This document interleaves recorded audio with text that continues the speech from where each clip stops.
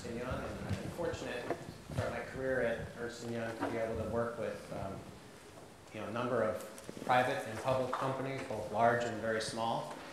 And based here in Chicago as the leader of our Midwest area climate change and sustainability services, as well as our global clean tech sector, I can tell you that many of our clients are developing and looking for technologies or leading innovations to help reduce their energy costs and achieve a carbon efficient environment. So it's a pleasure to be here with you today, and I'm really excited to be with this distinguished group of leaders here. First, we have Andrew Perlman from Great Point Ventures. Andrew. We have Seth Snyder from Argonne National Laboratories. Lee Edwards from Marquardt Energy. Good to see you again, Lee. And then Bob Sturtz from United Airlines. So welcome, gentlemen, and it's a pleasure to be here with you. I'd like to thank United Airlines as well for the opportunity to lead this panel discussion, and it's exciting to be part of this Clean Energy Trust event today. So, guys, let's get into the discussion topics around advanced biofuels industry and shaping the future here. The first thing that comes to my mind is obviously the rapid growth of the technologies around advanced biofuels and the technologies developing around second, third, and fourth generation biofuels. So Seth, maybe you could start with your perspective on the landscape around the emerging technologies and what you see to be some of the game changers out there that are emerging in the future. Well, first of all, we have one of the rock stars sitting right here, and I've followed Byron for a long time. He's like a United Airlines. So anyway, no, the first thing to start is I like putting a definition around advanced biofuels.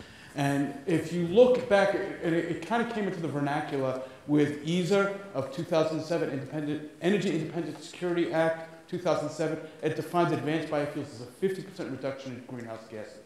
What the community, though, has really done is define it as things, sometimes we call them infrastructure compatible, sometimes we call them drop-ins, but really what we're talking about is going towards hydrocarbons. So the technology challenge is this, is that life wants to live with lots of oxygen, but we want our fuels to have very little oxygen, very little water. So the technology advances we see are really about getting the oxygen out, getting the water out. So we heard probably a third of the presentations were about algae, and we're looking at oils there. That's because they have just 1 or 2 oxygens at the end. They're not decorated with oxygens or sugar.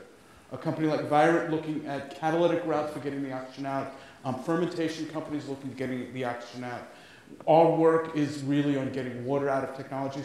So there's a lot of opportunities. They're all thinking about how to get to something that's useful. Within that, it's removing oxygen, it's getting to the structures we need. So a straight paraffin would not be a good fuel for United. You'd go up high in the area, you'd have a nice little wax in your tank, and you'd have a crisis. So we need things like branch change. We need low oxygen. So we're using biology and chemistry to make those molecules that were made, it took 100 million years underground to make, and now we're looking how can we make them in a couple days straight.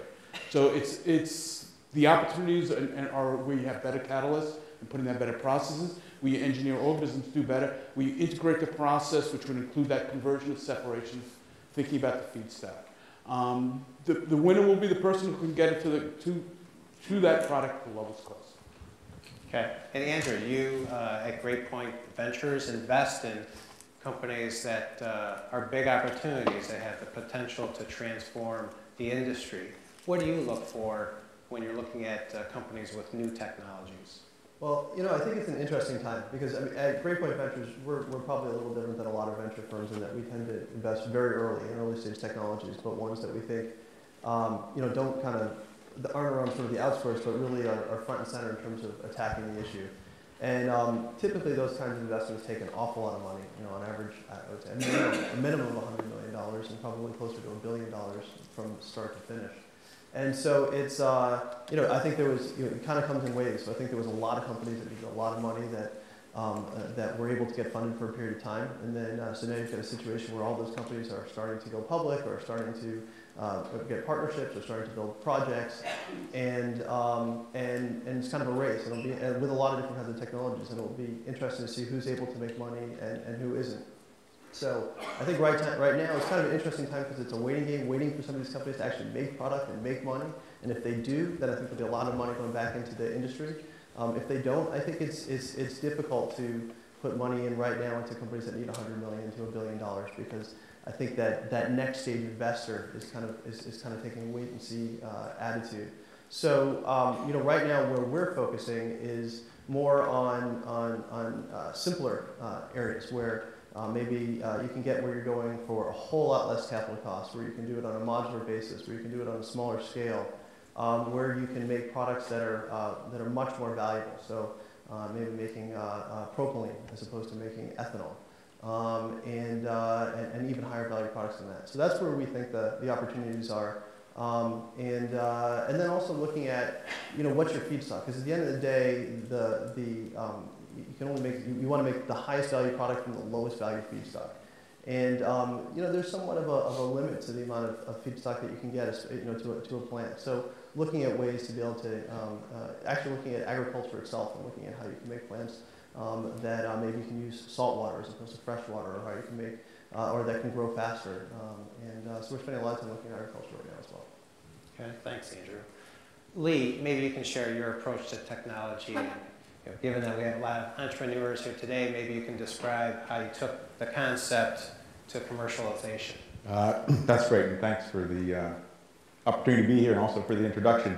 Virent, thumbnail sketch, we are a Madison, Wisconsin-based company. We're also a spin-out from the University of Wisconsin, where our founder, Randy Courtwright, and Jim Domesic, who still is a professor at the Chemical Engineering Department, came up with an early idea: can you use catalysts to convert biomass into hydrogen? And the hydrogen was going to be used then in 2002 to help fuel the fuel cell economy, which was the next big thing in energy. Turns out the same chemistry, the same IP, generates a large number of liquid molecules that are non-oxygenated hydrocarbons that emulate now all three of our major transportation fuels. So our approach to technology, which kind of plays into the question of what is an advanced biofuels, really goes back in 2002 to 2008. Biofuels to most people at cocktail parties was corn to ethanol. And by introducing this new and improved version called advanced, there's either some combination of more flexibility on the feedstock side or better molecules coming out of the process that allows what we call direct replacement drop-in. So the molecules are identical. The opportunity to leverage existing infrastructure without going through the regulatory challenges of introducing a brand new molecule, but also to penetrate much greater into the market rather than ethanol today and gasoline, which is limited to 10%, maybe going up as high as 15%. So our approach was, we've got this very interesting technology. We shifted gears from hydrogen to liquid fuels. At the same time, the crude oil market was rising because there was a market we could make money. I mean, there's a lot of great ideas. The real test for the emotional enthusiasm of saving the planet is, can you make money? Can you attract the capital? And will you have customers in the long term that will be able to pay you? And Virent's approach was from the very beginning to compete against big oil. You need large balance sheet companies. You need their capability beyond just discovering and developing the technology, but to actually de-risk through engineering and implementation. And Virent has what I think are some of the best partners in the business. Investors include Cargill, Shell, and Honda. And in December, we just also welcomed Coca-Cola as a strategic partner, providing cash to help de-risk the technology, but maybe more importantly, a long-term appetite for a renewable, recyclable material for their most important package as they grow into parts of the world where demand will outstrip the ability for crude oil to keep up in many cases. And they want to get what will be a longer-term cost advantage with lower volatility and all the benefits of lower carbon intensity into the market. So we like strategic partners. We like the idea of direct replacements. We've got greater feedstock flexibility. What we don't have, and which is still a big challenge, to deploy at scale and to compete at scale against big oil, you need a lot of capital because the plants in general, not just for Virent, they're all expensive to build. Okay, well thanks. I'm certainly looking forward to the advancements of all these technologies. And even though many will say that the biofuels production will continue to increase, moving from some 29 billion gallons globally now to, say, 66 billion gallons produced in 10 years. many people still believe that the demand for biofuels will still outpace the production. And the demand can be driven by many factors, of course. For example, the oil price volatility in the market. So the aviation industry is kind of interesting because it has the challenge of keeping fuel costs under control and yet reducing carbon emissions. So maybe now is a good time to talk about what United Airlines is doing. And Jason mentioned United has recently completed its first commercial flight using advanced biofuels. So Bob, maybe you can tell us a little bit more about what United is doing. Early in November, we actually did the first U.S. commercial flight using biofuels, as Jason mentioned, from Houston up to Chicago. People look at that and say, well, you've done it. Well, that was really nothing more than a demonstration and a beginning of a strategic relationship with a company by the name of Solazyme that's using algae to convert plant sugars to oils that can then be processed using conventional refining technology. But the challenge here is to get those costs down. The aviation business is responsible for somewhere between 1% and 2% of the total greenhouse gas emissions, CO2 emissions. We've got a great track record as an industry from 1977 to 2008. We've actually doubled our fuel efficiency and halved our emissions. But certainly that's nothing to, we're not going to sit on our laurels and do nothing more. We as an industry have made a voluntary commitment to reduce our CO2 emissions between 2010 and 2020 by 1.5% a year during that period, between 2020 and 2050 to have carbon neutral growth during a period which we expect our industry to grow substantially. By 2050, our emissions will be 50% of what they were in 2005. And we look at the ways we're going to get there. One is new airframes and engines. As many of you know, United has well over 50 new wide-body airplanes that are 20% more efficient than the 777, 767s that we currently have in our fleet. We're looking at a new next-gen air traffic control system that we expect could save 15% on emissions and reduce fuel consumption by that amount. But after we look at that, our operating procedures, we recognize that there's still a big void, that unless we can develop the use of biofuels, we'll not be able to make these commitments. And we're so concerned about that because it's a segment that has not yet been regulated. And if we don't show real progress in this area against our commitments, we're very concerned that we'll begin to see regulations and mandates imposed upon us. There's also the whole issue of our customers' expectations. There's a real expectation that we will continue to reduce our carbon emissions. And as a result, we're very focused on the environmental side. But on the cost side, it's also a huge issue. United spent $12.4 billion last year on fuel. To put that in terms that may mean something more to you, that's 11 million gallons a day, $35 million a day. A $1 increase in crude prices, it costs United on an annualized basis $100 million. A 1 penny increase in our fuel price, annualized over 1 year, is $40 million. And as an industry, a 1 cent increase in fuel price costs our industry $175 million. It's imperative that we begin to look at ways of diversifying our risk onto some more stable feedstocks. And we think that biofuel feedstocks and waste may well be a whole lot less volatile in the future than expected crude oil prices. What does United do to select biofuel partners, or what do they look for when they're looking for a partner in the biofuel industry that they're trying to pursue on those initiatives? So, as you can see, there's a growing number of biofuel companies, and the first thing we're looking for is a credible technology, a proven technology that has been vetted by experts, a company that has already taken their fuel production at least out of the lab into prototype amounts.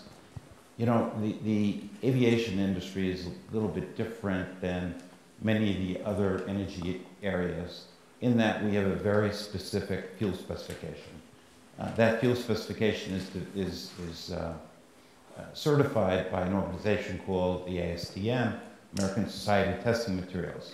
Very extensive process, and I'm sure that's the way you would like it, to make sure that the properties of this fuel are identical to the properties of fuel that we've been using historically.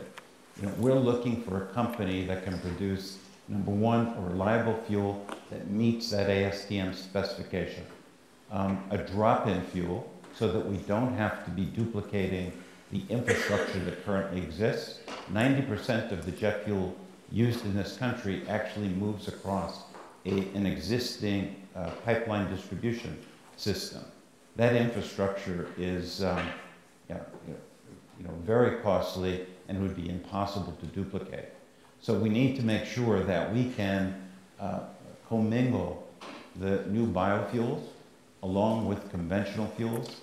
And in fact, the specifications for the new fuels are in 50-50 blends with the conventional fuels today.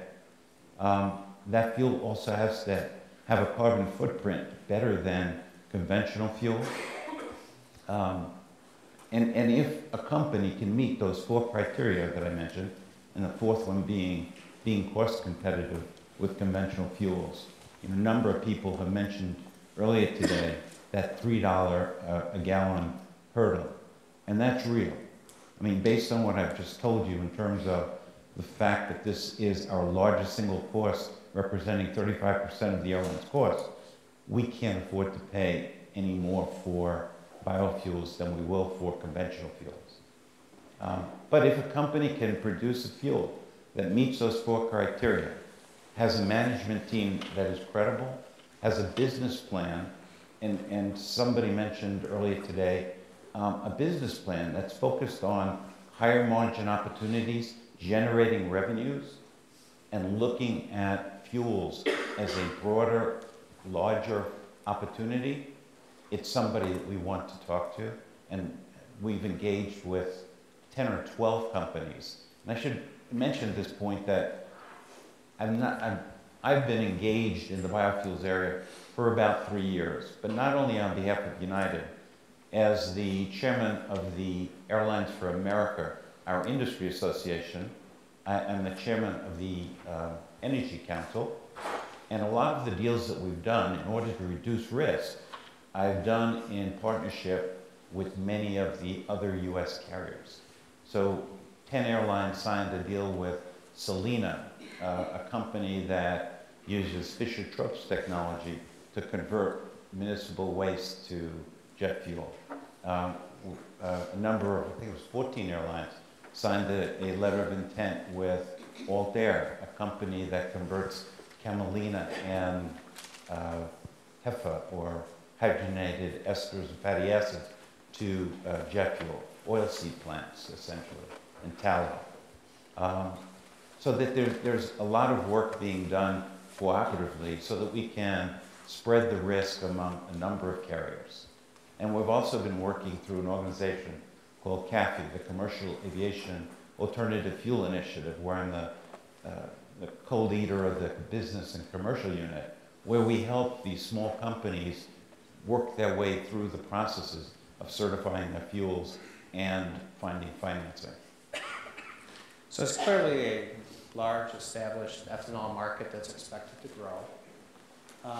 But Lee, a lot of biofuel companies are also developing multiple platforms. Andrew mentioned it, where it's not just ethanol that can be produced, it can be propanol and other products as well.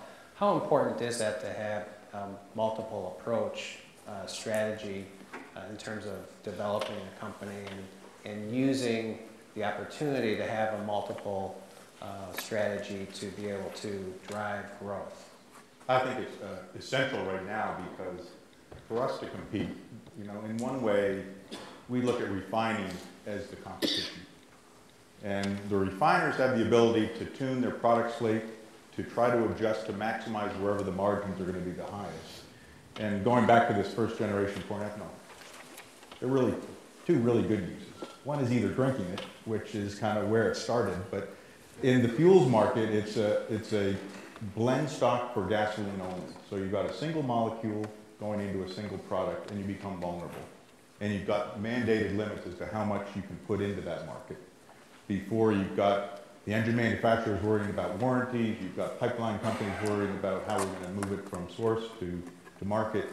And therefore, I think you need this multiple product approach. And coincidentally, you know, the lowest margins, the highest competition are in these monster markets called transportation fuels. So while it's very exposed for United, nobody in refining is really making a lot of money refining today. And when you look at the big oil companies, they're all looking for ways for margin enhancement. And in our case, it turns out that the gateway to get to fuels and many other companies is to go to the highest margin products without being dependent on government subsidy. So you can get the first plant built, prove with confidence that your technology works, and then make the second plant even bigger than that so you actually can get efficiencies, productivity, and be able to compete in the fuels market, which is no small task, given that refining's been there for decades, they've got a lot of capital employed, they like the idea of capital intensity because it's a barrier to entry for everybody else. And by the way, you don't want to build anything that's going to kill anybody by the adoption. So this idea of making sure you're certified and that you're going to comply with all the regulators, particularly in aviation, is really important. So we like the multiple approach. We like going to markets where you can make the most money. We like the flexibility of more than one product because I think that really is going to help give you a more robust business model. Okay. So maybe this is a good time to talk about the key challenges and opportunities, you know, facing companies in the industry. Seth, maybe you could, you know, frame up what are the key challenges you see. Is it financing? Is it, you know, feedstocks? Is it technology? What do you see as the key challenges to moving from conceptual stage to commercialization? It's a little of all of them. I mean, when we see the student competition here today, and they only probably need a couple hundred quay, it's a proof of technology. I think with Lee's company, where they've got a couple years of hard work there, it becomes a financing question. By the way, I'm a member of the National Advanced Biofuels Consortium that includes Virent, and part of that, and the goal of that is to transition this technology from starch sugars to cellulosic sugars. So I don't think Lee is going to replace, you know, a feedstock provider. You need to build those relationships and mitigate those costs down. So from the feedstock side, it's a technology side, and it's a technology side. And then when you're about 60 employees now? 120. 120, so you double since the last time I counted. So 120 employees is a financial question. It's not necessarily a technology question. You know how to make your products and all. That's a kind of a quick summary. Well, Andrew, as an investor now, you know, given the capital-intensive nature of the biofuels producers, you know, the capital need to be able to produce biofuels, what do you see as the investment opportunity here? I mean, is it, there's an opportunity for venture capital, but then there's a handoff somewhere. Is it private equity? Is it public markets? What do you think is the best source of capital for these biofuel producers? Well, I think as both an investor and a board member and an entrepreneur, I think I've been involved in raising money in just about every possible way that I can think of, at least for energy companies.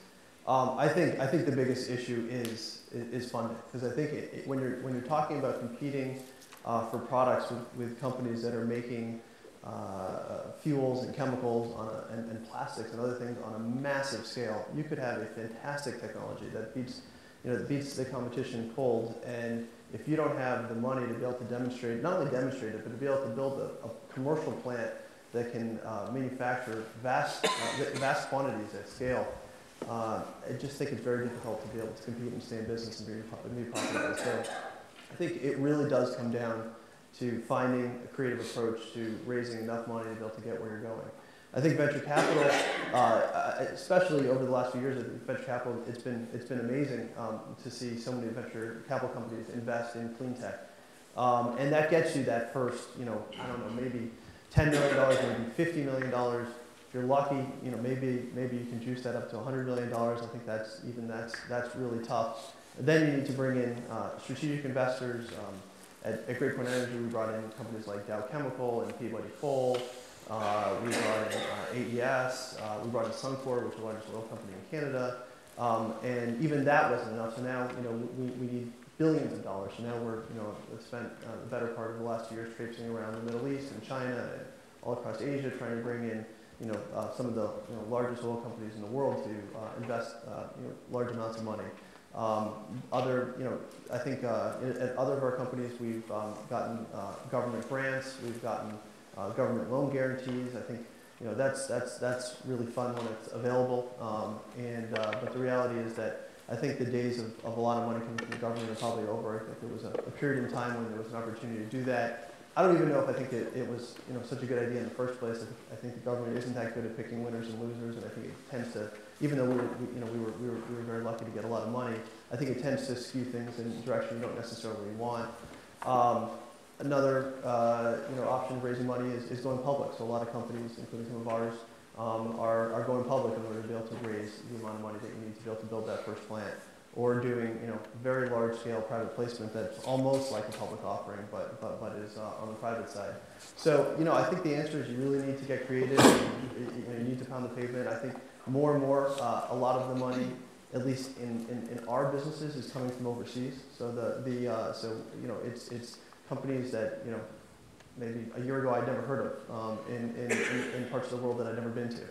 But I think that there is a lot of money now in developing parts of the world, and maybe a larger appetite for risk than some of the companies in the U.S. have had in the last few years. But I think that for good ideas, the money's out there, but it's tough to find, and it requires a lot of pounding the pavement and traveling around the world. Lee, with your experience from BP, is there a similar analogy to, say, a biotech company and a large pharma, that interplay? So can the large oil companies play a role in supporting or participating in the emergence of biofuels, the industry, the same way the farmers and the biotech companies work? I think they can. I think some have actually shown a willingness to do that. And it's really interesting to hear Andrew's perspective, because on the one hand, big oil's got a huge obligation and burden to be compliant. And if they're not compliant, they have reputation risk and potentially financial costs. So they have this kind of paradoxical view that they need to do something that they're not really good at to be compliant in a world that is requiring increasing renewable components in what they do. So, one thing's for sure, even after you get the first plant, if you really want to get full value for the technology, you need 10, 20, 100 plants to make a difference. And that is a constant appetite of significant capital that no one company may actually have the risk profile nor the depth to be able to afford. So we're looking at how can you have multiple paths for deployment that have some combination of early mover advantage to those that have large balance sheets and are in the business to meet either compliance obligations, or what I've seen within the past year, there's been a huge shift to those companies that have consumer-facing brands, where their customers, who are individuals, either sitting on a seat on a United airplane or buying a Coke at a convenience store or wearing a Nike jersey for the World Cup, they all want to have their customers prefer and choose them by being ahead of the curve and behind. And those companies are actually taking much bolder leadership acts as a customer of the materials that we're making, and a willingness to sign long-term contracts for offtake that the oil business typically never does. So one way to get the capital is if you've got really solid strategic customers that are willing to buy your product over a period of time that helps de-risk the financing and helps attract different pools of capital once you get the first plant constructed. So I think large cap companies in general have a great opportunity. Consumer facing companies that have an obligation to their loyal customers to be different and to be a leader. They're expecting it rather than waiting to be a laggard. So I think we've got a unique opportunity now, particularly with crude oil at 110 and geopolitics with greater uncertainty than ever. Now is the time that I think you'll see some breaking through with significant financing for these first plants.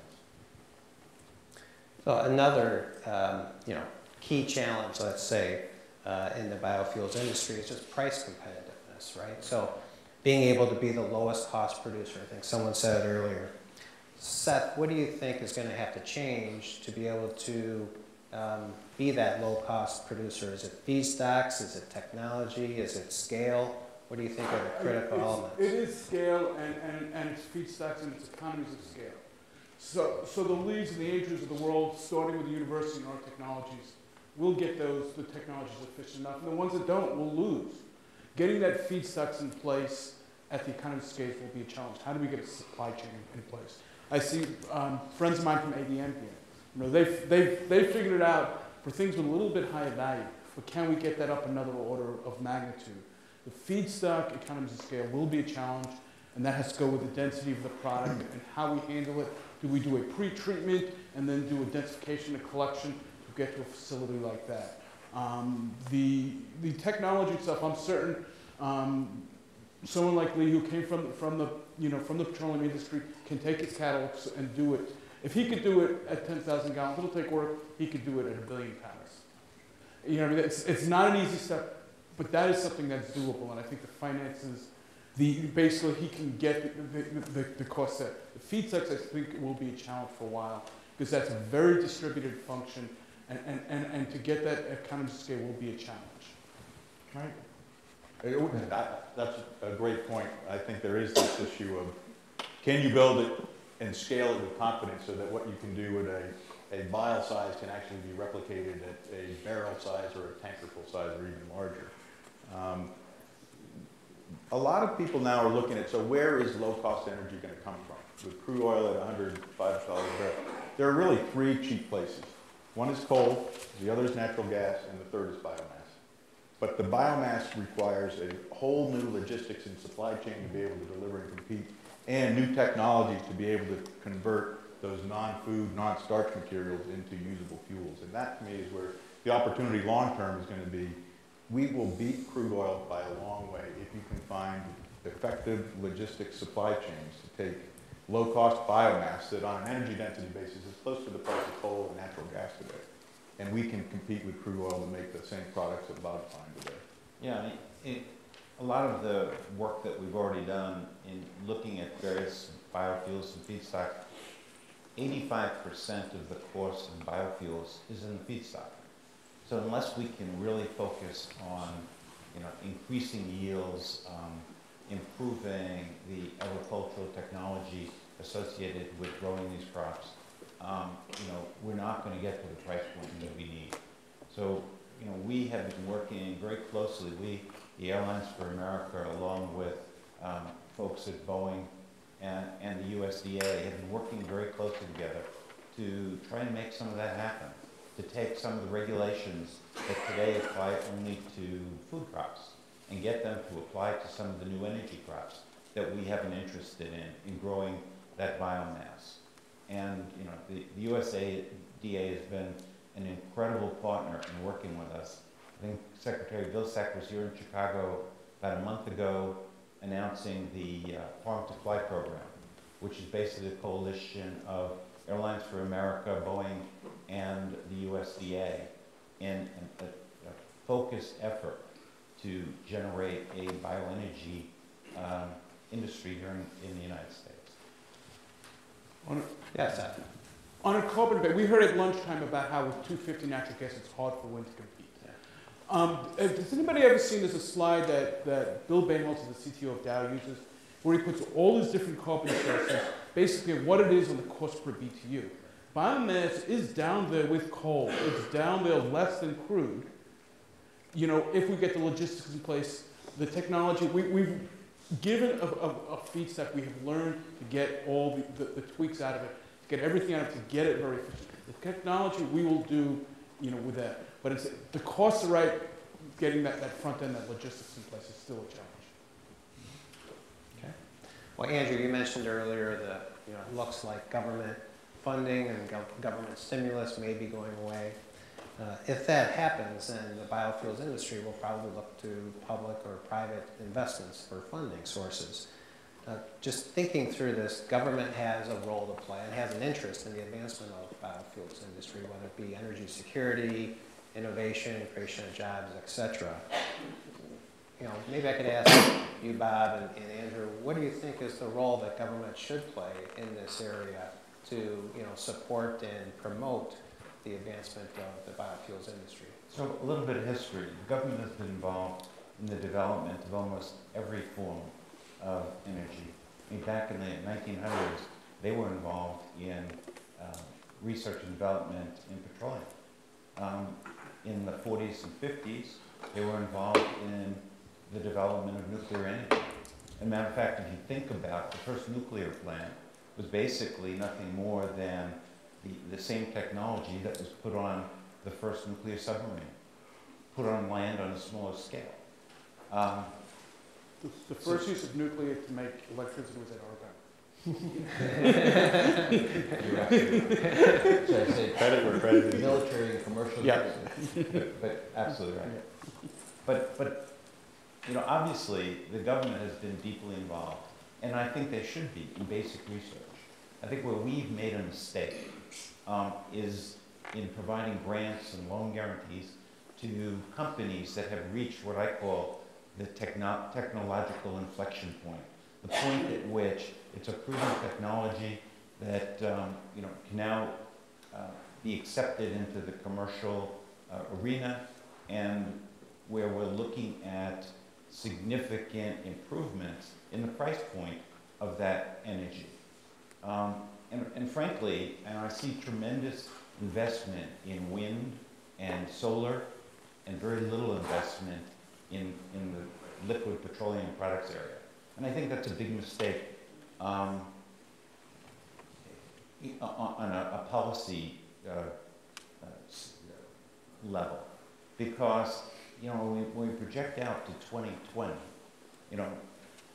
if you look at BP and you look at Exxon, you look at Shell, they'll all tell you that supply may well outpace demand at that point, and we may well be seeing significant increases in prices. The cost of producing energy is continuing to go up because it's getting harder and harder to bring these barrels to market. And there'll always be balance, but balance will be cleared by price. And as a result, unless we can somehow add some supplemental volume to the marketplace by 2020, we're going to have a significant price issue. I think the government has to play a role in doing the basic development in the liquid petroleum markets in order to help develop these technologies so they can get to the point where venture capital and commercial investments can be made. I don't think we're there yet. I think programs like RFS2 are very valuable, and frankly, if programs like that were to go away, it could be devastating for the biofuels industry. And frankly, I have a real concern about that. But right now, when I look at purchasing material, the fact that there's an RFS2 and there's an incentive to produce low carbon fuels, it makes the price point achievable. And I think so long as those programs are in place, and that we know they're in place for some fixed period of time, I think it can be very valuable to the creation of a new industry. Andrew, what do you think? And I'll get to you late, but there are renewable fuel mandates, there's regulation. Is that enough? Do you think government should be doing more? I guess I have a very different opinion. I think the government should get out of the business of being in this business, and it should stay out of it. I think that it just completely skews the market. I think it helps not necessarily good technologies. It helps bad technologies sometimes at the expense of good technologies. I think I think that it's a great idea, when you think about it at first, because you've got, maybe companies that have raised venture capital, they've got a great technology, and they're in, what people call the valley of death, right? You've got this great technology, but you don't have the money to be able to prove out the technology on a commercial scale. And that's, I think, what the government attempted to do, but I think politically it just doesn't work, because the only time the government should be in the business of funding private businesses is if it's too risky for private industry to fund those private businesses. Well, as soon as the government gets in the business of funding risky businesses, some of them go out of business. And then everybody freaks out and says that it's politics. And the reality is that there is also a lot of politics involved. And so it's not necessarily the best companies that get funded, it's the ones with the best connections that get funded. And going through this process, I've been just blown away by even when you think people with the best intentions and the best situations, it still doesn't work. And it's just too tight an industry, and people know each other too well, even when they're well-meaning. I think that things like ARPA-E, to me, it makes no sense, because you're talking about small investments in companies that, if they're good ideas, they should be able to raise private venture capital. So why is the government in? I think basic research, for sure, it makes a lot of sense. But once you're out of basic research, if it's a good technology, it should be able to raise money in the private markets. And if it's a risky technology, then the government's probably not going to get into it at this point anyway. And so you're only funding things that could raise money anyway in the private markets. So the only place where I think government, and I think even government setting criteria, you need to have this amount of fuel. Well, maybe there's another kind of fuel that's better than this kind of fuel, but this is the one that's now getting the credit. So you've got another one that's cheaper and better, but it's now at a disadvantage to the one that maybe had better connections, or it's helping a certain industry. The only place I think that the government belongs in this entire energy space is in tax policy. I think that if they had a carbon tax, for example, which obviously is very controversial, but if you had that, then you have the best technology wins, the one with that has the least negative impact on the environment, and everybody competes on a level playing field. But I've seen so many great technologies that have been at a huge disadvantage to try and overcome, simply because there's some interest group that's causing government to subsidize a different technology. And I think it doesn't work well. Lee, do you want to share some of your experience? I feel like we're in Michigan having the presidential debate, so I'm not sure I'm going to say it, but I got to say something. With Byron as a case study, I would say that I wouldn't be here today, and Byron wouldn't exist if there wasn't a strong university research program through the University of Wisconsin. And there is a great role that government plays to actually make sure our universities stay strong, healthy, and are funded, because it triggers creativity of people, no matter where they are, as undergraduates, graduates, or PhDs, or postdocs, which is the founding case of Byron. So there are these things that just come out that generate jobs, generate competitive advantage, that if it weren't for that strong university system, I think we'll lose a global competitive advantage, if not a market competitive advantage. The second is, Byron would also not be here if it weren't for a combination of angel investors who had made it doing something that want to plow their money back into other people with the same passions, and early government grants to take very risky approaches with no certainty as to how they would turn out, that helped fund the company in the early days when we were 5 people, 10 people, 20 people. And by definition, they were very high odds of failure, but potentially high impact if they're successful. So I see those two things as being fundamental. And what you now realize is, unlike IT and social networking, the cost to scale is huge. So we need some understanding. Is there a market? Is the market something you can count on in the long term? And how do you attract the investment? So one of the things that I've come to appreciate is that as much as we would like to be no government in business whatsoever, there are some market imperfections that exist. So if carbon really does matter in the long term, if something doesn't happen from a government policy perspective, we may end up driving ourselves into a ground that our next generation, the generation after that, will never come to enjoy. So there is some role of government to help correct imperfections. Carbon is one of them. I think from an energy security standpoint, you see a lot of forces being drawn now. The United States does not have hydrocarbons to keep us competitive long term.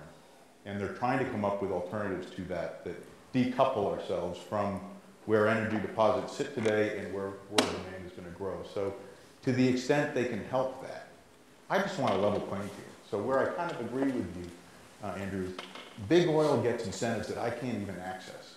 Wind and solar get incentives that I can't access through mostly tax. accelerated depreciation, production tax credits. There are a number of things that if I could just, as a biofuel, biochemical, I know I could compete attracting corporate capital because we could at least have a level playing field across a number of dimensions. So I'm kind of in the middle, and that's where I'm in the middle.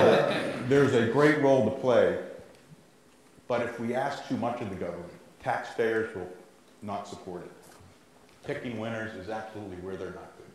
Helping open up markets is where they can play a role, and rewarding those that take early mover advantage to buy those products, I think, is a really important opportunity for them to play. By the way, for basic research, I completely agree. I mean, that's been a huge success, and that's worked really well. So that's what do Yeah, you think, a Aaron? quick thing, but I spent my whole life as a researcher, and but I see that that's not enough. I mean, when I was 8 years old, I was blowing up my mother's kitchen and stuff like that, all the plastic stuff. But no, a lot of those questions is policies. You're right. If you know, we've made a society decision that carbon is a detriment.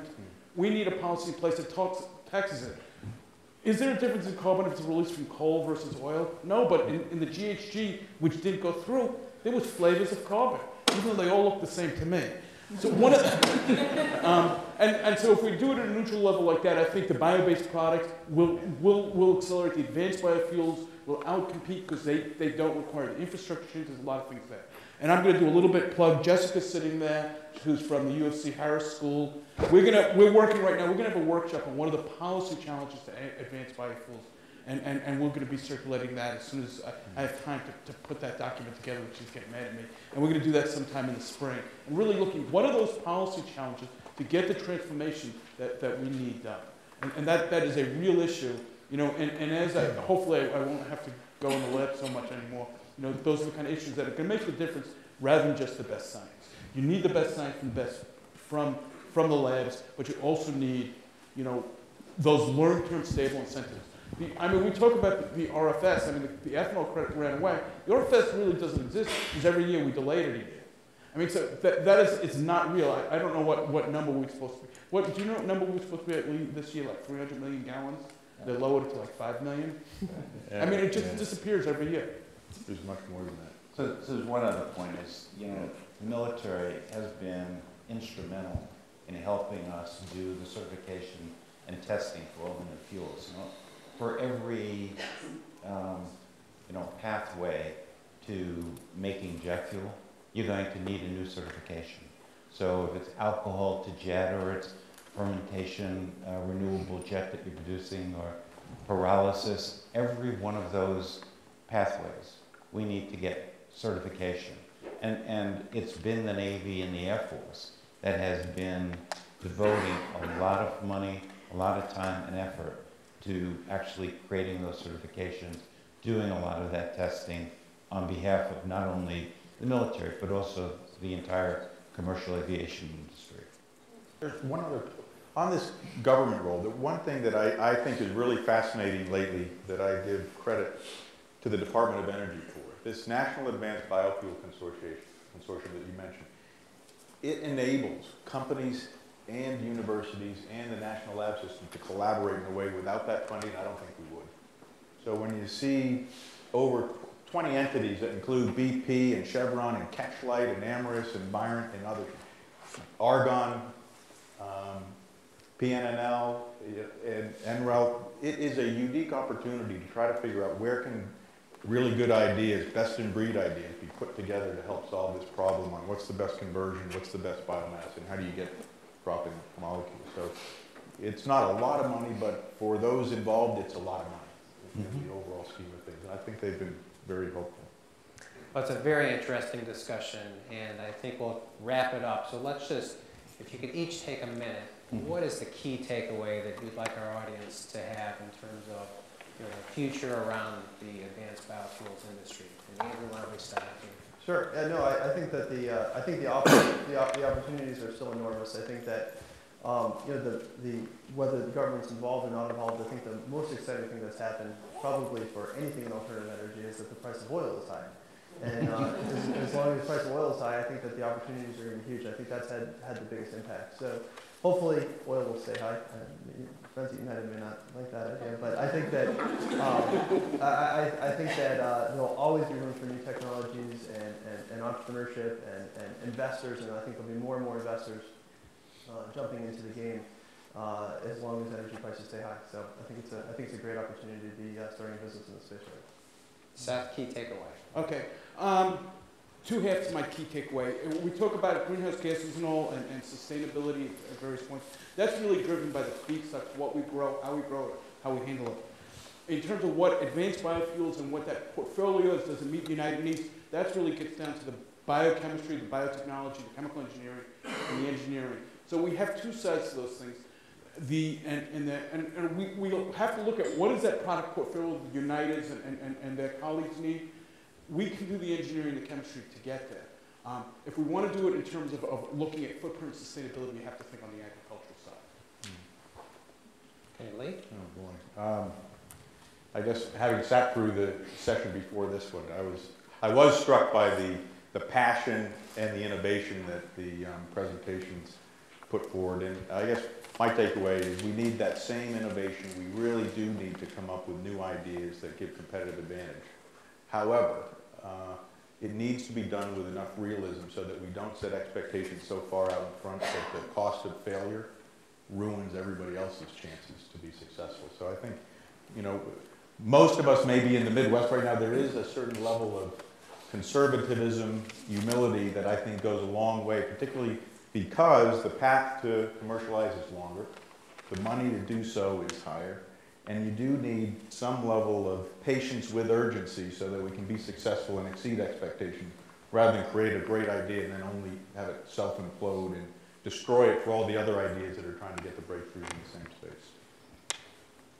I guess from my take, I'm anxious to see the first plant built, because I think once we get that first plant built and we're producing 10, 20 million gallons a year of a fuel that is competitively priced with conventional fuels, that the venture money that we're talking about will open up and realize that it's real, it's here, it's doable, and you know, we can produce a lot more plants of many different kinds. You know, I think each new pathway that we look at seems to be more productive than the last one that we just certified. And I think there's a real opportunity to create an industry that will not only lower our carbon footprint, but will also allow companies like United to diversify their risk away from crude oil. Let's make one more point.